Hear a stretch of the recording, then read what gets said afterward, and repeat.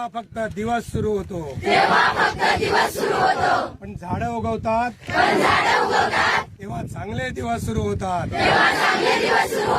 झाड हमखास फळ देतं, फूल देतं, पान देतं, पक्ष्यांना उघडं रान देतं, श्वासासाठी ऑक्सिजन देतं,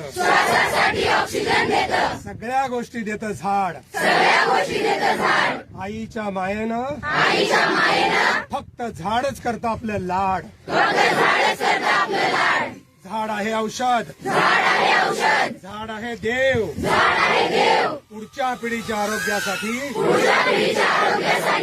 10 झाडं लावून ठेव, 10 झाडं लावून ठेव.